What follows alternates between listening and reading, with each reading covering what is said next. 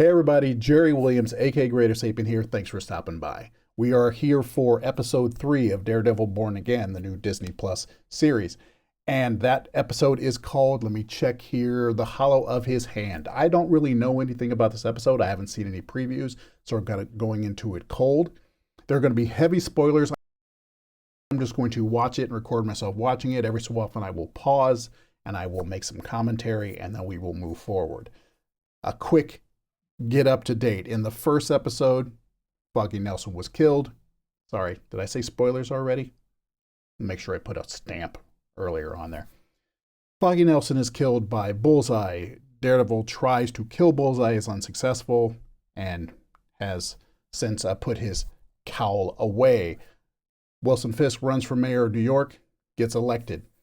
Second episode, we have White Tiger in his civilian identity involved in a police altercation where one of the cops is killed, so he is now being prosecuted, and the witness to his the actual crime that was going on and the fact that the police were shaking him down is being hunted by the police in order to kill him so he does not testify against the police. The police, we noticed, had one of the members had a tattoo on his wrist of the Punisher's skull, saying that there's some type of internal gang of police that kind of emulate the Punisher in their own way.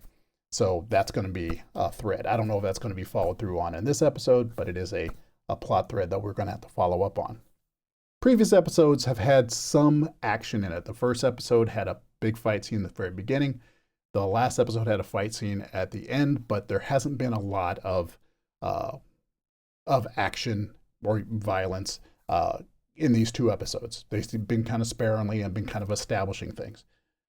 I don't have a problem with that, but I have a feeling that they're going to have to kick in. I don't know why, but I'm thinking this episode might be an episode where it starts to kick in. So looking forward to that. But we're going to get right to it. Let's go.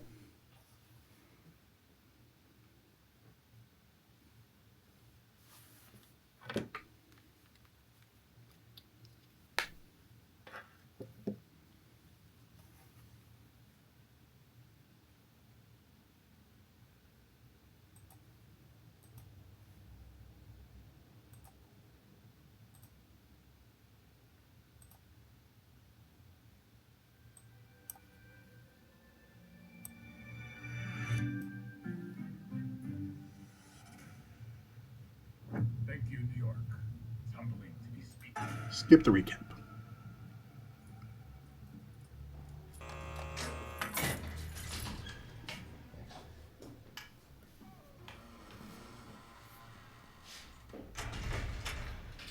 They bring you some food? I promise. You're gonna be reunited with your family. Okay, now we're at the intro. Wasn't much to comment on there. Setting the tone. Looks like we don't know what the status is of the witness that Murdock protected in the last episode. Oh, I forgot to mention that at the end of the last episode, in that fight scene, he had to beat the crap out of a hired thug who was there to kill the witness and the police officer who was also there to be a part of it. Now, the way things ended, I don't see how that police officer is doing very well. But I assume they're not going to have Daredevil have killed him. Now, he probably is just hospitalized, and he's not going to say anything because he's not going to say, oh, yeah, I went there and I tried to rough up a blind lawyer and got my ass kicked. Long dark nights out here, man. Good versus evil, evil versus evil, good versus good. Is New York gonna make it? I don't know. You want answers from me? I don't have them. Sorry. Marital bliss. You know, Murdock, I bet Judge Cooper would be interested to hear that you're interfering with a police investigation. Oh, I think you mean a shakedown. Witness tamper is a serious offense. Now maybe you get lucky and the DA only slaps you with a misdemeanor. But I doubt it. Punisher symbol up on the wall. Triggered. Officer Powell, you and Officer Shanahan have an arranged meeting with Nikki Torres on the platform that night. Told you I don't know him. There's a long pause. You did say that. He's almost ready.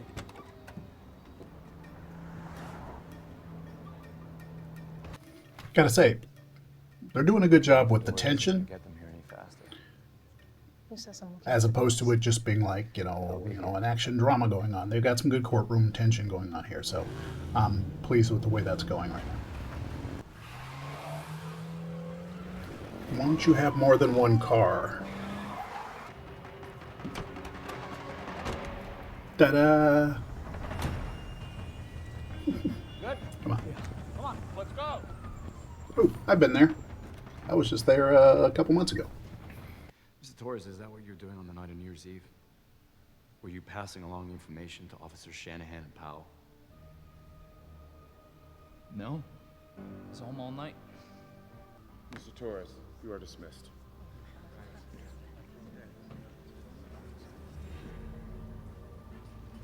Messed up. Happens though.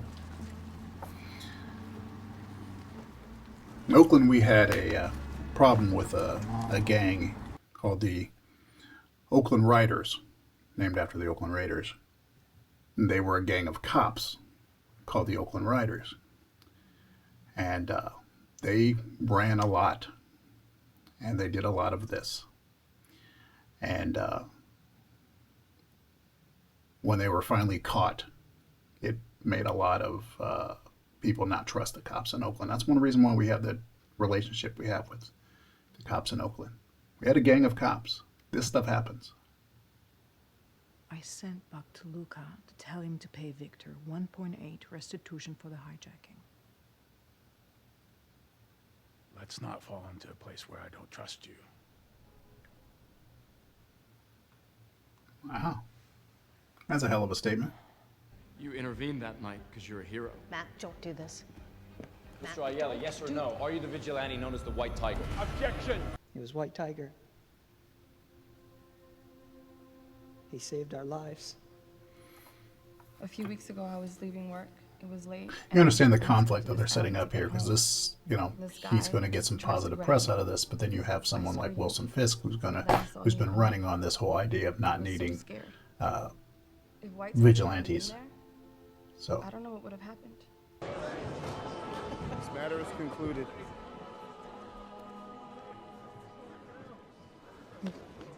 Congratulations, buddy. Mr. Ayala, you're free to go. Thank you. except maybe put the suit on, because Congratulations, Constable. there's crazy cops.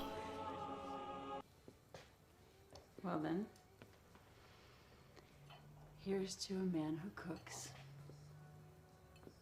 A well-won case, and Foggy Nelson. May God hold them all in the hollow of his hand. And we have a title. A man who wears a mask to cover his face is a coward, and the acquittal of Hector Ayala demands that I keep it.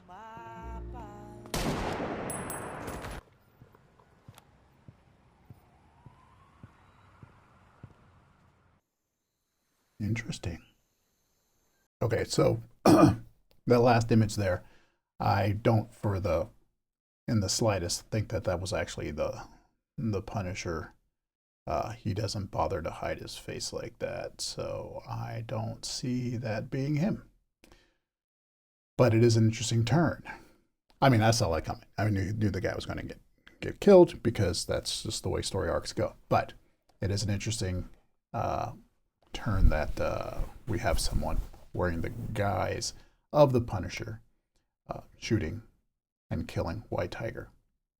As episodes go, it was a good episode. I mean, it was a good courtroom drama episode. I thought they executed it really well. I have a feeling, though, that they are going to need to turn up the heat when it comes to the action soon, or people are going to have a problem with it. Given that there are only 9 episodes, we've had 3 episodes with only 2 fights, and it's Daredevil, so you got to have some action. Obviously, they're not obviously, but the hope is that they're kind of keeping their powder dry, saving it up for some big sequences.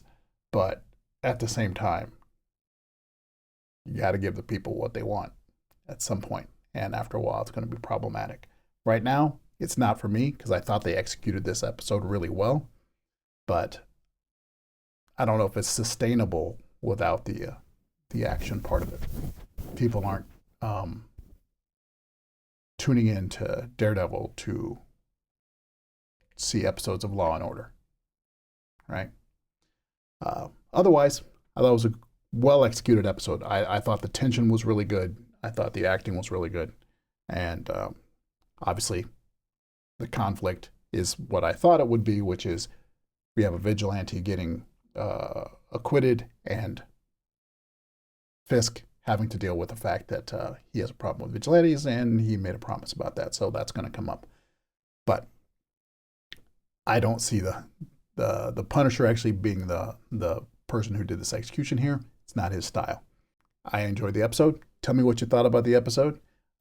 Comments below. Want to follow? I'm going to be doing these every week. Severance every week. Andor's coming out in maybe another month, and so I'll start doing Andor. So please hit like, subscribe, and all that kind of stuff so you can get up to date on this. And I will see you next time. Take care.